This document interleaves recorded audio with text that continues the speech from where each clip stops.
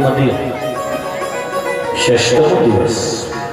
काल सर्वांनी कथा प्रसंग श्रवण केलं सज्जनो मायका। भगवान श्रीकृष्ण कन्हैयाच्या बाललीला काल सर्वांनी आनंद घेतला। गोवर्धन पर्वताची प्रदक्षिणा केली आहे। बसलो देगाव मध्ये, परंतु मनानं बसल्या बसल्या गोवर्धन प्रदक्षिणा करून आलो वृंदावनला। भगवंताला कोणत्याही देवी देवताचा अपमान पाहितला अहंकार सहन होत नाही महाराज। जगाच्या मालकानं स्वयं स्वतः देवराज इंद्रची पूजा बंद केली आणि गोवर्धन पर्वताची पूजा करून घेतली। जिकडे बघितलं तिकडे गोवर्धन पर्वताचा जय जयकार। बोल गोवर्धन भगवान। गोवर्धन पर्वताचं महाराज सुंदर वर्णन आहे भागवतामध्ये आलेले। भगवंतानं 7 वर्ष आपल्या 7व्या वर्षी गोवर्धन पर्वत लीला केली। शुभदेवजी मुनी भागवतामध्ये वर्णन करतात। इथून स्वयं स्वतः भागवतामध्ये वर्णन आहे की भगवंतानं झटपट गोचारण लीला केलं।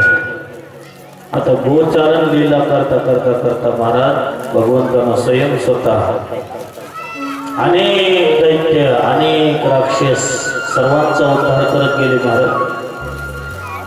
धेनुकासूर, वत्सासूर, बगलासूर सर्वांचा उद्धार केला। कारण भगवंताचा अवतारच याच्यासाठी की धर्म रक्षावया अवतार घेशी आपुल्या पाळीसी भक्तजन। कारण ज्या ज्या वेळेस धर्मावर ग्लानी होती, धर्मावर आघात होतात, त्या वेळेस भगवंत अवतार धारण करतात। अवतार त्याच्यासाठी। एक वेळेस भगवान श्रीकृष्ण कन्हैया स्वयं स्वतः प्रत्यक्ष महाराज गोचारण लीला करत होते। गोचारण लीला करता करता आघासुर नावाचा दैत्य भगवंताला मारण्यासाठी आला महाराज। आता शुभदेवजी म्हणे श्रीमद भागवतामध्ये वर्णन करतात, परीक्षित आघासुर नावाचा दैत्यानं पाहिलं एका अजगराचं रूप धारण केलं। अजगराचं रूप धारण केलं, तोंड फाडून बसला महाराज। भगवंत खेळ खेळायला लागले महाराज। आता खेळ खेळत असताना लपाछपीचा खेळ खेळत होते। भगवंत म्हणले तुम्ही सर्व बाल सवंगड्यांना म्हणले तुम्ही जाऊन लपा म्हणले, मी स्वयं स्वतः तुम्हाला पकडतो शोधून काढतो म्हणले। आता बी आमच्या तुमच्या जीवनामध्ये लपाछपीचाच खेळ आहे की नाही। आता भगवंतानं सगळ्यांना जन्माला घातलंय, ज्याच्या त्याच्या कर्मधर्मानुसार आम्हाला मनुष्य केलंय। आता देवानं सांगितलं जन्माला शोधून काढलं, त्याच्या जीवनाचं राज्य फिटलं, म्हणजे त्याचं येणं जाणं सरलं महाराज। नाहीतर ज्याचं राज्य नाही फिटलं त्यानं पुन्हा ह्या चक्रामध्ये संसारामध्ये चालायचं की पुनरपि जननम पुनरपि मरणम पुनरपि जननी जठरे शयनम। पुन्हा जन्माला यायचं, पुन्हा मरायचं, पुन्हा पाहितलं बस। भगवंत छोटे छोटे सवंगडी लपण्यासाठी आगासूरच्या मुखामध्येच गेले। सगळे छोटे छोटे सवंगडी म्हणले अरे ही गुफा छान आहे म्हणले, त्या गुफेमध्ये जाऊन आपण सर्वजण जाऊन लपू म्हणले। छोटे छोटे सवंगडी। आता जगाचे मालक कृष्ण कन्हैया आवाज द्यायले ती गुफा नाही, ती गुफा नाही, परंतु कोणी ऐकायला तयार नाही महाराज। श्रीदामा मधुमंगल सगळे जण म्हणायला लागले चला चला म्हणले, या गुफेमध्ये चांगले म्हणले। त्या गुफेमध्ये सर्वांनी प्रवेश केला। आगासूरच्या मुखामध्ये घुसले, नरम नरम ती जीभ लागायला लागली महाराज। दुसरं मग पाहितलं बाल सवंगडी म्हणायला लागलं हे दुसरं तर काही नसल ना म्हणलं। अरे दुसरं काही असेल तर काय चिंता आहे म्हणले आपल्याला, आपला कृष्ण कन्हैया आपल्या सोबत आहे। कारण बघा त्या बालगोपालांचा भाव किती सुंदर आहे। कारण बालगोपालांना सुद्धा वाटते की आमचे कृष्ण कन्हैया आमच्या सोबत आहे, आनंद वाटायला लागला। आणि दुसरं काही असेल तर ज्या दिवशी त्या बगुलासूरला जसं मारलं तसं म्हणले बस याचा बी उद्धार करतील म्हणले। आता मध्ये तो घुसत गेले, मध्ये घुसत गेल्यानंतर महाराज त्या आगासूरचे दात दिसायला लागले। एक जण म्हणायला लागला होय रे म्हणला, त्या गुफेमध्ये हे खोटे कशासाठी ठोकले असतील म्हणलं। आता बघा किती सुंदर लिहिलाय। एक जण मला त्या संत महात्म्याच्या बॅगा अडकवण्यासाठी म्हणले। आता आपसमध्ये प्रश्न करायला, आपसमध्ये उत्तर द्यायला महाराज। सगळे पाहिजेच विचार केला परंतु जसं जसं मध्ये मध्ये जायला लागला की बस त्या आगासूरच्या मुखातला दुर्गंध यायला लागला। आता दुर्गंध यायला लागला तर म्हणले एवढा दुर्गंध कुठून आला असं ते म्हणले अरे अरे ते संत महात्मे देवाचं भजन करता करता म्हणले त्यांना काही भान राहत नाही म्हणले, चला आपण जाऊन काहीतरी साफसफाई करून यावं म्हणले. आता मध्ये मध्ये घुसत गेले. कृष्ण परमात्मा आले. कन्हैयानं सुद्धा विचार केला महाराज, जसं कृष्ण कन्हैया मध्ये गेले की त्या क्षणाला बस आगासून आपलं तोंड बंद केलं. तोंड बंद केलं की बस शुभदेवजी कोणी सांगतात परीक्षित, भगवंतानं आपलं एवढं शरीर गरम केलं, एवढं शरीर गरम केलं की त्या आगासूरला वाटलं घाईघाईमध्ये एखादा आगनीचा गोळा तर खाल्ला नसेल. ब्रह्मरंध्र फाटल्या गेलं त्या आगासूरचं. ब्रह्मरंध्र फाडून स्वयं स्वतः भगवान श्रीकृष्ण कन्हैयानं सगळे बालगोपाल बाहेर काढले आणि त्या आगासूरचा उद्धार करून टाकला. बोलो कृष्ण कन्हैया लाल की जय. त्या आगासूरचा वाईटला उद्धार झाला महाराज. असे एक दैत्य नाही, असे अनेक दैत्य उद्धार करत गेले महाराज. भगवान श्रीकृष्ण कन्हैयानं हळूहळू पाहिलं नाना प्रकारचे खेळ खेळले महाराज. आता भगवंताचे खेळ असे सुंदर होते महाराज की कृष्ण कन्हैयाचे जर खेळ बघितले तर महाराज पहिले तंदुरुस्तीचे खेळ होते, आहे की नाही. आता तुमच्या काळामध्ये जे खेळ होते हुतुतू, हमामा, सुरपाट्या, कबड्डी, हे खेळ आताच्या ह्या लेकरांना फक्त नावच राहिले महाराज सांगायचे. आता कृष्ण कन्हैयाचे खेळ होते. कसे खेळ होते कृष्ण कन्हैयाचे? खेळ मांडीला लगोरी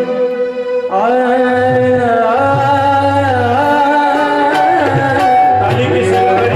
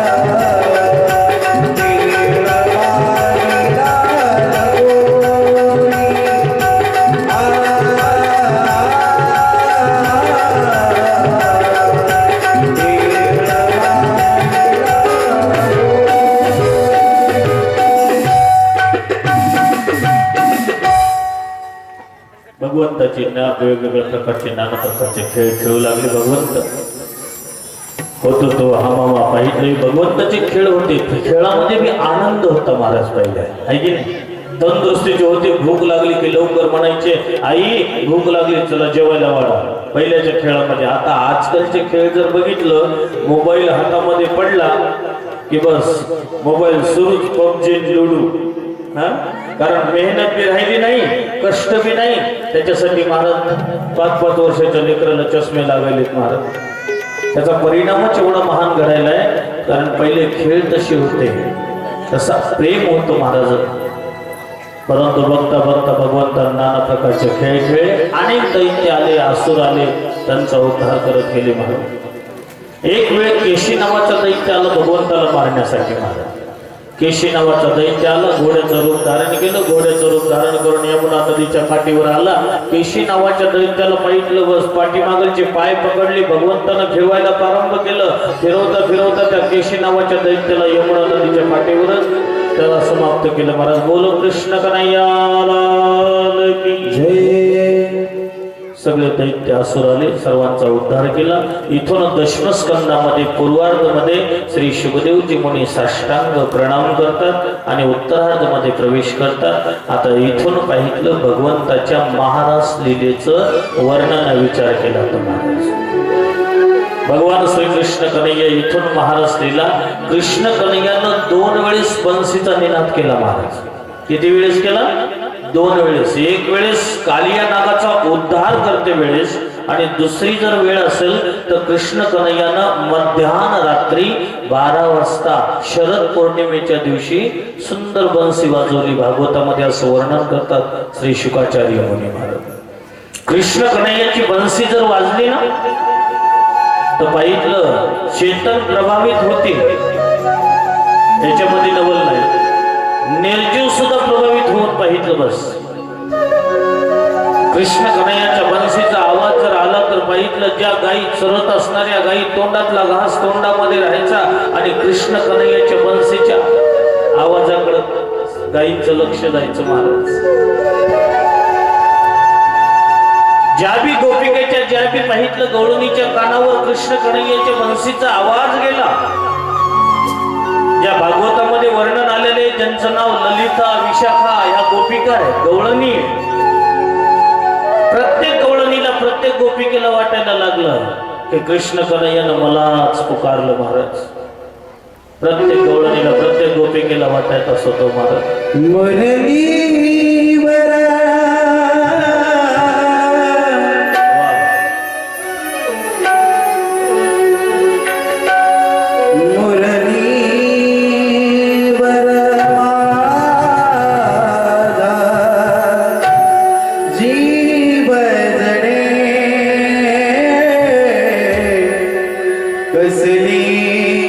जीवाला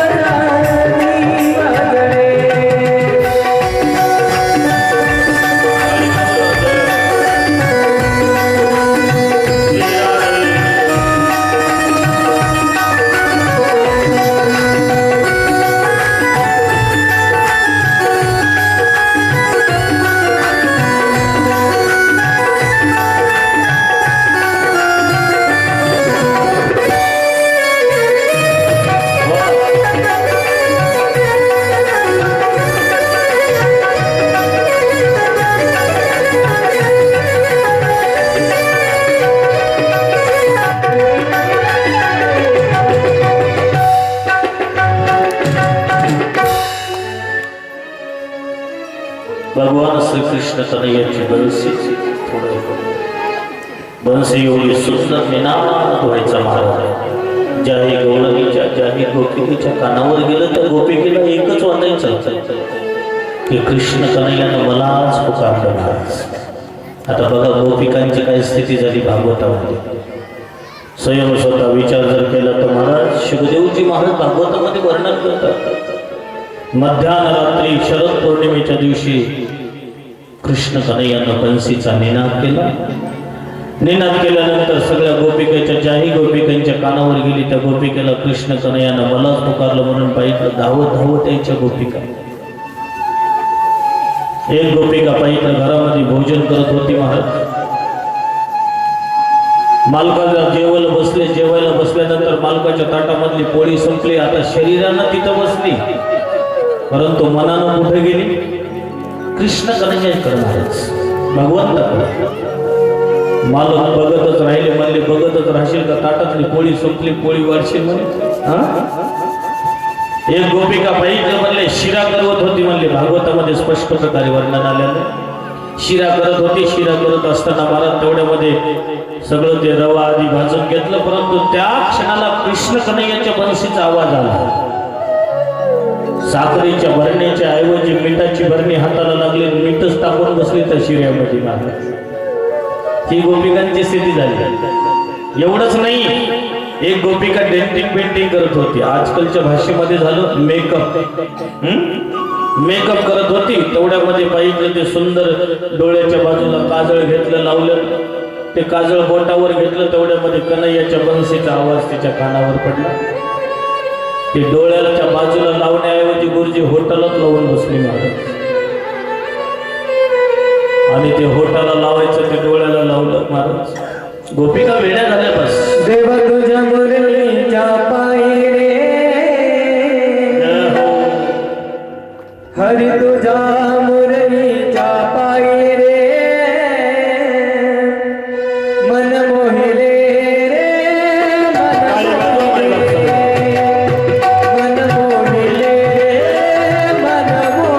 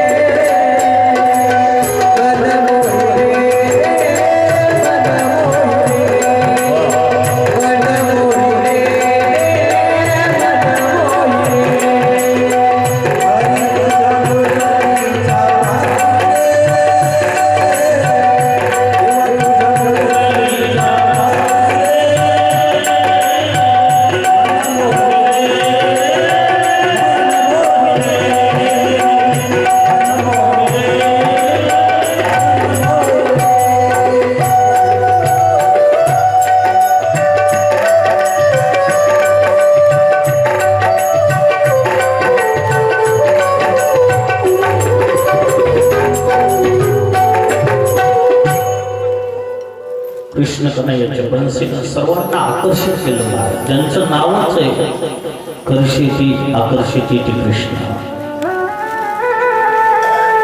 मध्याह्न रात्री 12 वाजता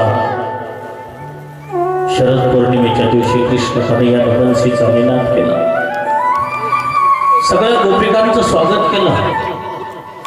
आई आई गोपिकाओं तुम्हारा स्वागत है बोले. परंतु आल्यावर पुन्हा विचारलं, म्हणले तुम्ही का आलात? म्हणले तुम्ही वापस जा म्हणले. एक तर म्हणले बोलून घेतात म्हणले, आणि पाहितलं आलं तर म्हणतात का आलात म्हणले. कारण भगवान श्रीकृष्ण कन्हैयानं सर्व गोपिकांना गवळणींना पतिव्रता स्त्रीची कथा सांगितली. आता लक्ष द्या, थोडस बारकाईनं लक्ष द्या. भगवान श्रीकृष्ण कन्हैयानं सांगितलं खरे तुमचे परमपती ते आहेत ना म्हणले. म्हणले हे आमचे पाहितलं बस पतिदेव असतील. भागवतामध्ये स्पष्ट प्रकारे आलेलं आहे महाराज. परंतु खरे परमपती तर तुम्ही आहात ना म्हणले. हा, खरे परमपती कोण आहेत म्हणले? तुम्ही आहात म्हणले. कारण बघा, श्री संत मीराबाई एक राजघराण्याची. मीराबाईंचा विवाह राजकुमार राणा सोबत झाला, आणि विवाह झाल्यानंतर महाराज एवढ्या मोठ्यामध्ये, परंतु संत मीराबाईंना जेव्हापासून कृष्ण कन्हैयाचं वेड लागलं तेव्हापासून श्री संत मीराबाई बस मेरे तो गिरीधर गोपाल दूसरा ना कोई. तेव्हापासून मीराबाई बस कृष्ण कन्हैयाची भक्ती करायला लागली महाराज. तसे तुम्ही खरे परमपती तुम्ही आहात म्हणले. हे तर आमचे पतिदेव आहेत व्यवहाराच्या नात्यानं, पण खरे परमपती तुम्ही आहात म्हणले. एका पतिव्रता स्त्रीची कथा सांगितली महाराज. एक पतिव्रता स्त्री होती म्हणले, मालकाचं भोजन झाल्याशिवाय भोजन करीत नव्हती. आणि खरा नियम असा आहे की मालकाचं जेवण झाल्याशिवाय मालकीनबाईने जेवण केलं नाही पाहिजे. आता आजकालचं सोडून द्या महाराज. आजकालच्या तर मालक यायच्या आधीच पाहिजे जेवण बसतात महाराज, आणि असं तर तोंड करून बसतात की मालक आल्यावर 1 घंटा जातो विनवण्यामध्ये महाराज. परंतु पतिव्रता स्त्रीचा खरा असा नियम आहे की मालकाचं भोजन झाल्याशिवाय कधी जेवण केलं नाही पाहिजे. आता आतापर्यंत जेवलं असला तर काही हरकत नाही, पण आजपासून भागवत ऐकल्यावर तरी कमीत कमी मालकाला जेव घालून जेवण करत जा महाराज. भगवान श्री कृष्ण कन्हैया पतिव्रता स्त्रीची कथा सांगत आहेत. गोपिकाओ, एक पतिव्रता स्त्री होती म्हणले. त्या पतिव्रता स्त्री बस रोज प्रतिदिन मालकाला जेव घातल्याशिवाय जेवत नव्हती. पण योगायोग महाराज, मालकाला बाहेर जाण्याचा योग आला. मालक म्हणायला लागले, म्हणले मालकीनबाईला म्हणले मी तुम्हाला जेव घातल्याशिवाय जेवत नाही म्हणले, आणि तुमच्या अगोदर जर मी जेवून बसले तर म्हणले बस काय होईल म्हणले, माझा पतिव्रता धर्म नष्ट होईल.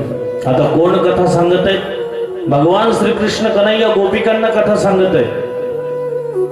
म्हणले उद्यापासून आजपासून तू एक नियम करायचा. म्हणले मी तुला मातीचा पुतळा बनवून देतो म्हणले. जसं तू नित्य प्रतिदिन म्हणले मला जसं जेव घालतेस ना म्हणले, तसं मातीच्या पुतळ्याला ह्या जेव घालायचं म्हणले. बस तुझा पतिव्रता धर्म बी टिकून राहील म्हणले. मालक खरोखरचे होते. मालक पाहितलं ज्या क्षणाला गेल्यानंतर महाराज रोज ती पतिव्रता स्त्री त्या पुतळ्याला जेव घालत होती, मालका मातीच्या पुतळ्याला. पण योगायोग पाहितलं एक दिवशी महाराज मातीच्या पुतळ्याला जेव घालण्याची परिस्थिती चालू होती. कृष्ण परमात्मा बोलवते, मातीच्या पुतळ्याला ती जेव घालत होती आणि खरोखरचे मालक दरवाजाची कडी वाजवत होती. तर कृष्ण कन्हैयानं गोपिकांना प्रश्न विचारला, गोपिकाओ, अशा परिस्थितीमध्ये त्या पतिव्रता स्त्रीनं काय केलं पाहिजे? कृष्ण कन्हैयानं विचारलं. गोपिका म्हणल्या सोपं उत्तर आहे म्हणल्या, जे खरोखरचे मालक आले, दरवाजा बंद केलेला आहे, त्या दरवाजाची कडी उघडण्यासाठी उठलं पाहिजे. कृष्ण कन्हैया म्हणले दरवाजाची कडी जर उघडण्यासाठी जर ती पतिव्रता स्त्री उठली तर इकडं पतिव्रता धर्म नष्ट होईल, मग काय केलं पाहिजे म्हणले. अरे खरोखरचे मालक म्हणले तुम्ही जसं गोपिकांनी उत्तर दिलं ना म्हणले तसं म्हणले ते खरे परमपती तुमचे कोण आहेत म्हणले, ते तुमचे पती आहेत. आता महाराज इथं शुकदेवजी मुनी भागवतामध्ये सांगतात, परीक्षित केवळ बस कृष्ण कन्हैयानंच पतिव्रता स्त्रीची कथा सांगितली नाही, गोपिकांनी बी कृष्ण कन्हैयाला पतिव्रता स्त्रीची कथा सांगितली. एक सुंदर परिवार होता महाराज. त्या परिवारामध्ये एकुलतं एक छोटस लाडकं बाळ जे होतं महाराज, 2 वर्षाचं. उन्हाळ्याचे दिवस होते. उन्हाळ्याच्या दिवसामध्ये महाराज मालक बाजारामध्ये गेले होते आणि बाजार करून चालत चालत आले होते. त्या पतिव्रता स्त्रीनं बघितलं आपले मालक आले. मालक आले म्हणले की त्या पतिव्रता स्त्रीनं उठली, पाहितलं, पाय धुण्यासाठी पाणी दिलं मालकांना. पाय धुतले, पाणी पिण्यासाठी दिलं. मालक थकून आले होते. मालकानं सहजच पाहितलं, आपल्या मालकिनीच्या मांडीवर मस्तक ठेवलं आणि मालकाला झोप लागली. महाराज झोप लागली आणि पाहितलं एकुलतं एक छोटस लेकरू उठलं. महाराज छोटस लेकरू उठलं. छोटस लेकरू हळूहळू हळू रांगत रांगत येत होतं. महाराज घरामध्ये नुकताच एक छोटासा यज्ञ झालेला होता. आता त्या आईला माहिती आहे, त्या मातेला माहिती आहे, मी जर नाही उठली तर माझं एकुलतं एक लेकरू त्या यज्ञ कुंडामध्ये पडल. कारण समोरून रांगत रांगत येत होतं. महाराज त्या क्षणाला गोपिकांनी बस कृष्ण परमात्म्याला उत्तर दिलं. कन्हैयाला सांगितलं, म्हणले आता तुम्ही सांगा, म्हणजे आमचा प्रश्न आहे की त्या पतिव्रता स्त्रीनं काय केलं पाहिजे. कृष्ण कन्हैया म्हणले, बस जे एकुलतं एक लेकरू त्या यज्ञ कुंडामध्ये पडल त्याच्यासाठी त्या पतिव्रता स्त्रीनं धावत धावत जाऊन त्या लेकराला उचलून आपल्या हृदयाशी कवटाळून धरावं. म्हणले ती जर पतिव्रता स्त्री त्या लेकरासाठी जर उठली तर मालकाची झोप खराब होईल, मालकाची झोप उडल, आणि मालकाची झोप जर उडाली तर पतिव्रता धर्म नष्ट होईल. गोपिकांनी सांगितलं. महाराज जगाच्या मालकाच्या डोळ्यामध्ये पाणी आलं. महाराज कारण का ह्या कथेच्या माध्यमातून एवढं कळाले खरे परमपती कोण आहे. खरे परमपती कोण आहे. जगाचे मालक कृष्ण कन्हैया आहे. ते कृष्ण कन्हैया एका गोपिकेला घेऊन अंतर्ध्यान झाले. महाराज भागवतात वर्णन आहे, एका गोपिकेला जिचं नाव राधा आहे. आता काही काही लोकांच्या मनामध्ये प्रश्न पडतोय, बऱ्याचशा भागवत कथा ऐकल्या, बऱ्याचशा कथा श्रवण केल्या, परंतु बस राधा कोण आहे. कोणी कोणी म्हणतो महाराज राधा भगवान श्री कृष्ण कन्हैयाची प्रेमिका आहे, कोणी म्हणतं राधा पाहितलं दुसरी पत्नी आहे. परंतु राधा कोण आहे लक्ष घ्या महाराज. कारण राधा हे दुसरं कोणी नाही, राधा म्हणजेच कृष्ण आहे आणि कृष्ण म्हणजेच राधा आहे. आता एखाद्यानं बघा शुभदेवजी मुनींचे गुरु असेल तर राधा होती, आणि ती राधा एक वेळेस जर नाव स्पष्ट प्रकारे आलं असतं तर शुकाचार्य मुनींना 6 महिन्याची समाधी लागत होती. राजपरीक्षेचा उद्धार किती दिवसामध्ये करायचा आहे. 7 दिवसामध्ये. आता मग उद्धार कसा होईल जर भागवत कथा 6 महिने समाधी जर लागली तर. त्याच्यासाठी स्पष्ट प्रकारे श्रीमद भागवतामध्ये राधा नाव आलं नाही, पण त्या राधेजीचं एवढं महिमा आहे. त्या राधेजीची पाहितलं एवढं वर्णन आहे की वृषभानु दुलारी. त्या राधेचं बस कृष्ण म्हणजेच राधा आहे, राधा म्हणजेच कृष्ण आहे. की एखाद्यानं राधा राधा राधा राधा जप जर करत गेले तर स्पष्ट प्रकारे बघा शब्द कसा तयार होते. आधार आधार आधार आधार, की जिचंच नाव आहे राधा. आणि त्या राधेजीच्या चरणाची जर धूळ भेटली तर आमच्या तुमच्या जीवनाचं परम कल्याण होते. महाराज राधे तेरे चरणों में काली की सेवा करी.